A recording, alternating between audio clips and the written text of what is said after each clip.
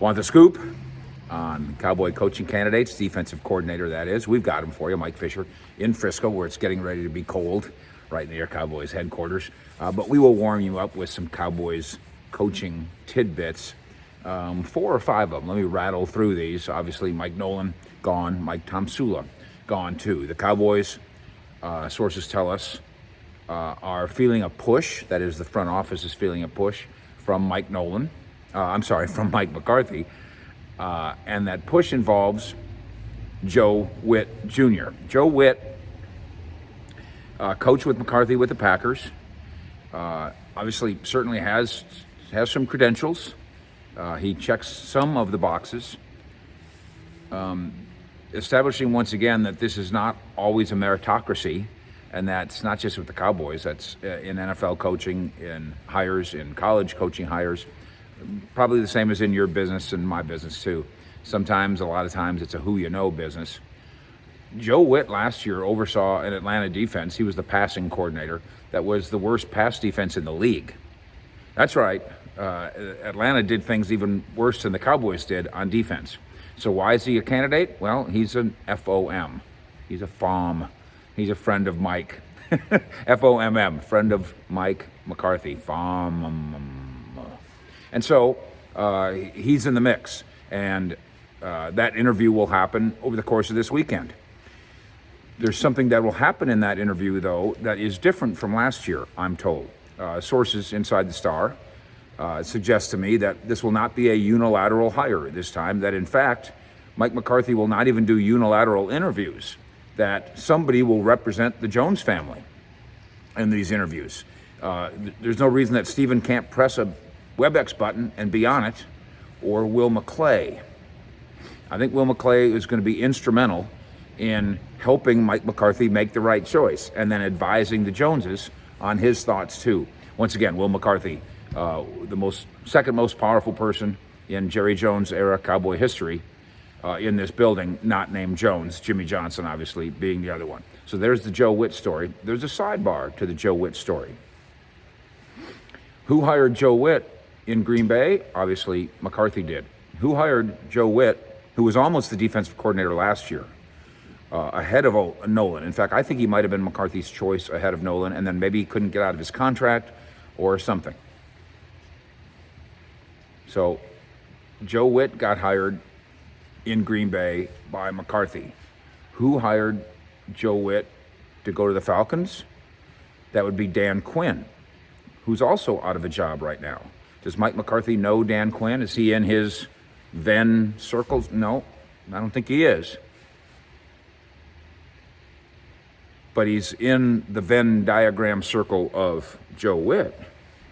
Could you get a package deal here? If you hire Joe Whitt, do you also get Dan Quinn? And Dan Quinn would be the top defensive assistant, kind of like Jim Tomsula was, and coach the defensive line. So there's idea 1 and 1B. Next idea, George Edwards. He's already in the building. He is not a Nolan guy. He was not a Nolan guy. So when I talk about sweeping out the entire staff, defensive staff, which I still think is a possibility, depending on who gets hired as the coordinator. Again, go back to the Whitt idea.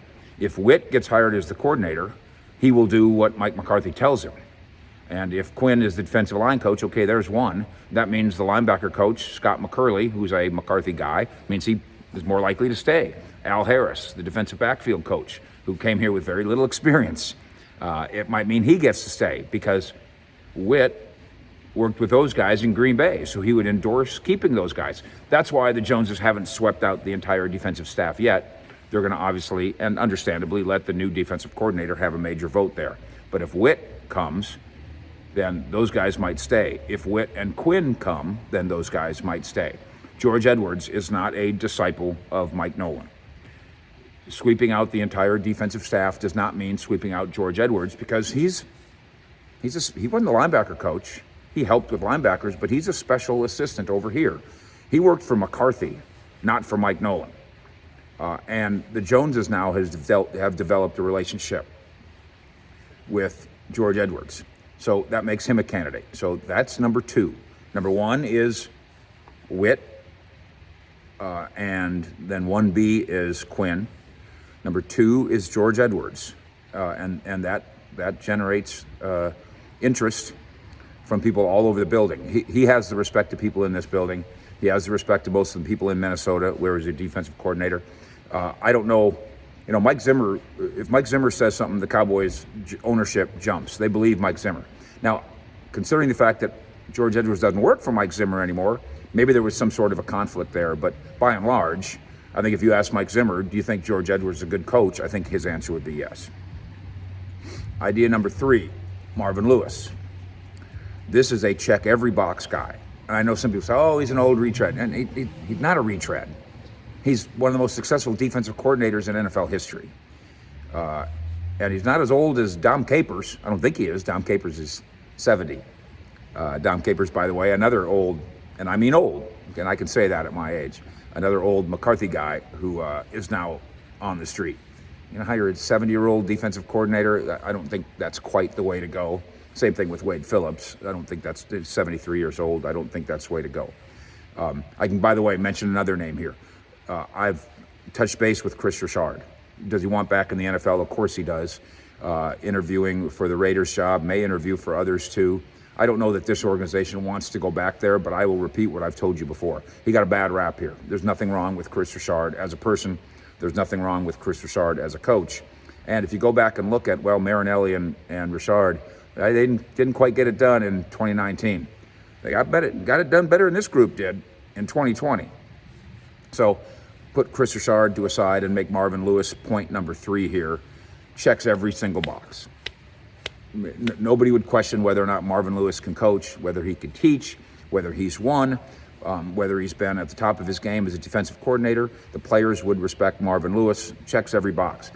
He's got, I'm told, a pretty cush job over in Arizona, where he gets paid a lot of money to play golf with boosters or stuff, and works for Herm Edwards. Maybe he doesn't want to leave that. The Cowboys should find out. So there's 1, Whitt, 1B, Whitt with Quinn. 2, George Edwards, stay in the building. 3, Marvin Lewis, which, go back to that Venn diagram thing. The Joneses know and respect Marvin Lewis. They interviewed him for the head coaching for the head coaching job last year. Maybe courtesy, but they know and like Marvin Lewis, have known him for a long time. And Marvin Lewis, guess where he's from originally? Pittsburgh area. Guess where Mike McCarthy's from? You already know this. Pittsburgh area. Guess where Mike McCarthy first really made his mark as a young coach? He was just a GA. That was at Pittsburgh, 1990-91. Guess who was on that staff in 90-91? That would be linebackers coach Marvin Lewis. So the Venn diagram thing works on Marvin Lewis. And then number 4, and this is where some wild card stuff comes in. If you want to do what McCarthy really said he wanted to do, which is I want to be multiple on defense, and again, that failed. The defensive coordinator who's floating around out there who can be multiple on defense is Matt Patricia, the longtime Belichick assistant, the failed head coach in Detroit. But because we know what New England does defensively, we know that Matt Patricia can be multiple on defense. Problem, does Matt Patricia like Mike McCarthy? I don't think that one's a match. So you can keep looking at some other names. We've thrown out, I think, some really good ones at cowboyssi.com. Go click on there, and you'll see names like, hey, what about Aaron Glenn? Texas guy. He's interviewing for the Jets head coaching job, and he's the Saints secondary coach. Do you need to touch base with that guy? Do you need to look around not only at all the old familiar names, but find that next up-and-coming guy? And then ultimately, who makes the call? This is not going to be Mike McCarthy's friend. That's not good enough. And the Joneses realize that, and Will McClay realizes that. We will continue to bring you scoops on what's going on with the Cowboys defensive coaching hire. And again, a reminder, what are they going to do with all the other staff? It depends. If McCarthy gets his way and hires a Joe Whitt, and then Joe Whitt brings with him Dan Quinn, you've got a beefed up top of your coaching staff. With all due respect to the departed Nolan and Tom Sula, And then they will surely go to Jerry and Stephen and Will and say, we want to keep McCurley, we want to keep Al Harris, etc. The Joneses could then say, well, then let's keep Leon Lett too. And then some of this defensive coaching staff stays intact. But obviously not all of it. We've already seen that. We've already called that shot, and now that's gone down. So now you have 4 really reasonable ways for the Cowboys to go, and some of the scoop that you get only here that drives the possible path to one of those 4 decisions. Fish in Frisco, out.